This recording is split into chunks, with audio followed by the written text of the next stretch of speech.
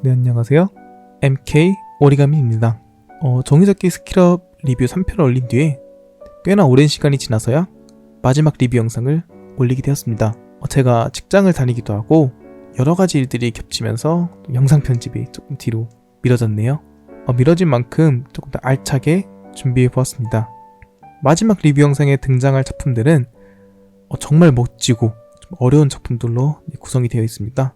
이번 영상에서도 다양한 썰들과 멋진 작품 리뷰가 준비되어 있습니다. 네, 기대 많이 해주시고요. 그럼 지금 바로 리뷰 영상 시작하겠습니다.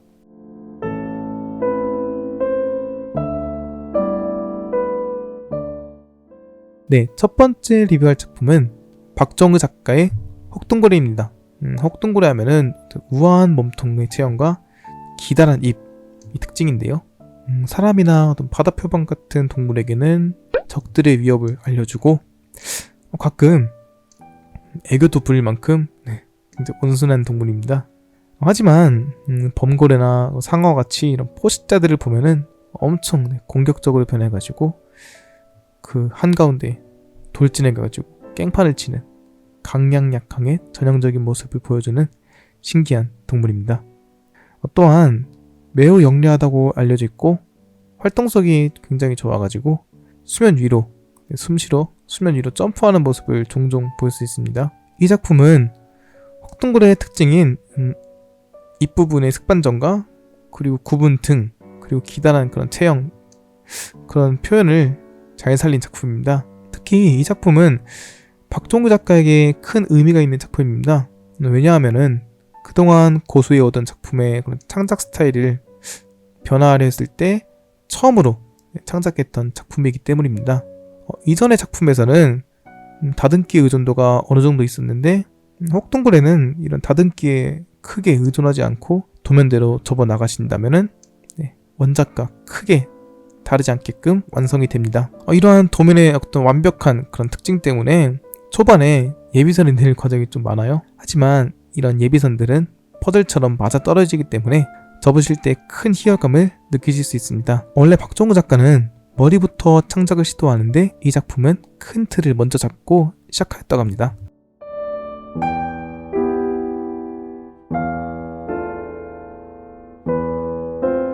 네, 두 번째 리뷰할 작품은 김진우 작가의 포크레인입니다. 사실 포크레인이 아닌 굴착기라는 표현이 맞는 말이에요. 하지만 그 일반인들에게 익숙한 이름인 포크레인은 프랑스계 회사 포클랭을 프랑스 그 발음이 아니고 영어식 발음인 그 포클레인으로 읽은 다시 그걸 우리나라식으로 읽은 이름이에요. 회사의 제품의 이름이 고유명사처럼 되어버린 사례입니다. 대표적으로 이렇게 회사의 이름이 제품처럼 불리는 물건은 호치키스, 그리고 스카치 테이프, 그리고 데일밴드 등등이 있습니다. 호치키스는 스테이플러, 그리고 스카치 테이프는 원래는 셀로판 테이프라 불리는 게 맞고요. 데일밴드는 뭐 그냥 밴드? 그렇게 읽는 게 맞나요? 사실 이 포크레인은 버전 2입니다. 이전의 버전은 오리가미 기계편에 수록이 되었는데요. 접는 과정이 하나하나 실린 그런 과정이 모두 있는 그런 다이어그램이 아닌 전개도 형식의 크리스 패턴만 수록이 되어 있습니다.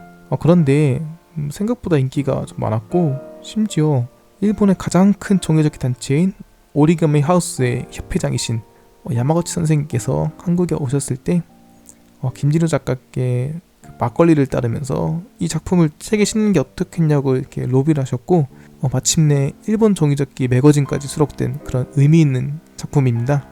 계단접기를 통한 색반전을 이용해 가지고 앞부분에 그런 흙을 푸는 삽 그런 표현이 인상적이고요. 완벽한 그 3D 조형 덕분에 어느 각도에서나 봐도 이쁩니다. 색반전이 되는 작품이므로 접으실 때 꼭 양면 종이를 사용하세요.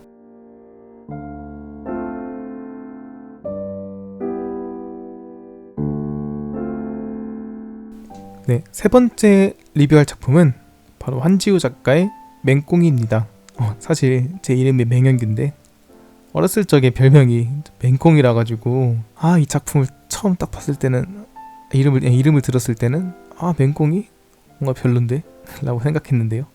근데 작품을 보니까 그런 미워할 수 없는 굉장히 귀여운 외모를 자랑하더라고요. 맹꽁이는 개구리처럼 양서울이고요. 하지만 개구리와는 달리 좀 동글동글한 몸통을 가지고 있고요. 또 수컷끼리 싸울 때면은 꾹꾹 소리가 내는데 이 소리는 굉장히 골 때리면서도 귀엽습니다.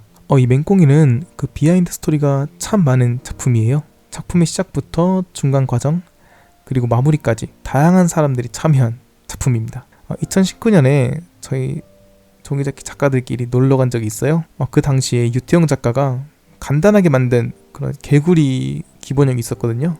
근데 그 개구리 기본형을 가지고 그 한지우 작가가 팩맨을 모티브로 해가지고 다시 그 정형을 하면서 창작을 시작했습니다. 하지만 그 생각보다 잘 나와주지 않았고 그렇게 그 팩맨은 잊혀져 갔습니다. 나중에 그 스킬업을 책에 발매할 즈음에 김진우 작가께서 책에 실릴 작품은 그래도 2개는 돼야 되지 않냐고 하셔가지고, 하지만 그 훈련 때문에 시간이 별로 없던 한지우 작가는 대충 그런 기본형을 마무리하고 급하게 좀 포터 다이어그램을 찍은 뒤에 이인섭 작가에게 넘겼습니다. 이제 이인섭 작가가 도면을 그리기 시작하는데 생각보다 그렇게 섬세하진 않은 친절하지 않은 그런 사진 도면 때문에 평소에 그런 온화하던 사람이 각종 비속어와 함께 한지우 작가에게 아주 극티를 넣었습니다. 하지만 이인섭 작가의 놀라운 도면 그리는 실력 덕분에 다이어그램이 깔끔하게 완성이 되었고 도면 정형화 과정에서 팩맨보다 그 맹꽁이가 낫다는 그런 결론을 내렸고 그렇게 맹꽁이가 탄생했습니다. 그렇게 한지우 작가도 맹꽁이를 모티브로 해가지고 종이를 염색을 하고 다듬기까지 마무리해가지고 최종 작품이 탄생하게 되었습니다. 즉 이걸 모든 걸 이렇게 정리하자면은 유태영 작가가 구조를 짜고 한지우 작가가 기본형을 만들었으며 이인섭 작가가 도면을 그리고 또다시 한지우 작가가 작품 완성을 하고 그리고 제가 사진을 찍음으로써 완성된 참으로 좀 값진 작품이죠. 이렇게 어렵게 탄생한 만큼 작품의 퀄리티는 굉장히 좋고요. 초반에 근데 예비선이 좀 빡세지만 예비선은 모두 나중에 쓰일 선들이니까 점점 완성해가는 재미가 쏠쏠합니다.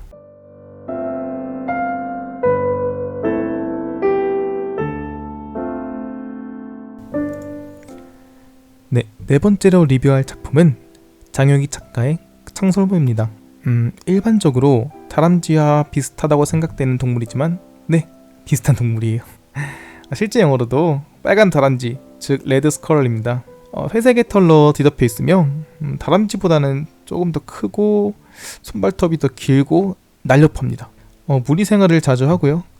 다람쥐와 마찬가지로 자신의 보금자리에 곡물을 저장하면서 동면을 하는 동물입니다. 이렇게 귀여운 외모를 가진 청설모는 육식을 종종 해요. 개구리나 곤충을 물론이고 가끔 자기와 비슷한 다람쥐를 사냥하기도 한다고 해요. 이 작품 또한 좀 재미있는 비하인드 스토리가 있습니다. 장혁익 작가의 그런 마지막 예비군 훈련이었어요. 그때 강제징용의 아픔을 겪고 있던 도중에 산속에서 발견한 도토리를 보고 영감을 받아가지고 창작을 시작했다고 하네요. 참 창작을 시작한 계기가 독특하지 않나요? 그때 주워온 도토리를 좀 싹을 나게 하려고 4개월 동안 노력했지만 결국 그냥 도토리 그 모양 그대로 있어가지고 그냥 버렸다고 합니다. 사실 이 청설모는 19년도 그 종이접기 컨벤션에 전시가 되었습니다. 이때 전시된 청설모가 실제 청설모랑 조금 더 가까운 외형을 갖고 있어요. 하지만 이번 스킬업에 수록을 하면서 그 관절의 꺾임이나 좀 다듬기 부분을 조금 더 정형화 있게, 조금 더 도면에 있어서 완성도 있게 손봤다고 합니다. 이 작품을 창작할 때 좀 카페인 섭취를 어마어마하게 하셨는데 이게 진정한 약반 작품이 아닐까요? 이 작품은 슈퍼 컴플렉스 계열의 작품입니다. 청설모의 모든 특징이 있으며 어느 각도에서나 봐도 완벽합니다. 마무리할 때 자세를 좀 생동감 있게 잡아주면은 멋진 작품이 탄생합니다.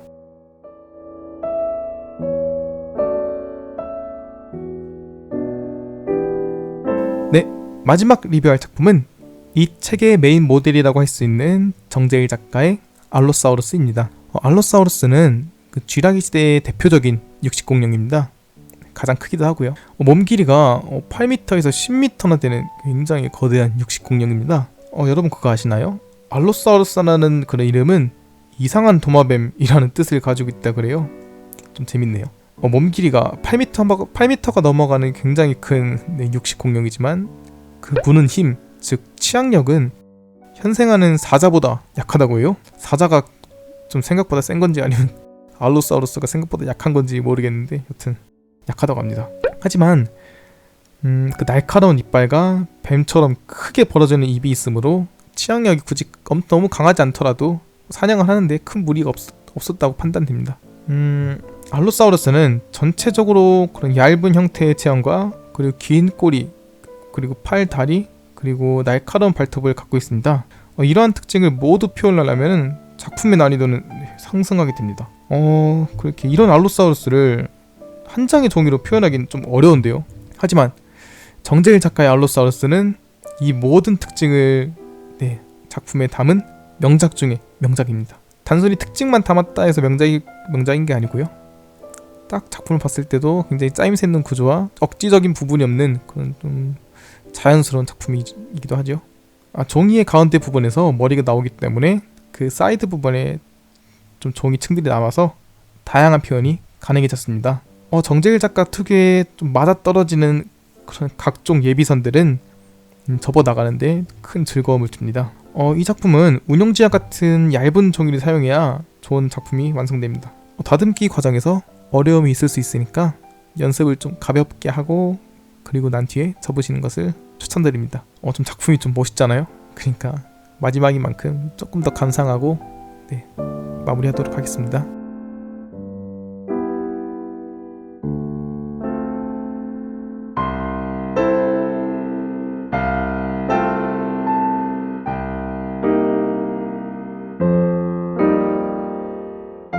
이렇게 마지막 리뷰가 끝이 났습니다.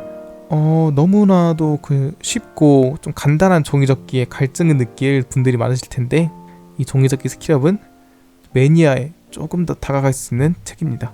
스킬업을 어느 정도 익히셨다면은 우리나라 대표 종이접기 매니아 서적인 오리가미 프로를 구입하셔가지고 더욱 복잡하고 다양한 작품들을 만나보세요. 지금까지 시청해주셔서 감사합니다. 더욱 좋은 작품들로 찾아뵙겠습니다.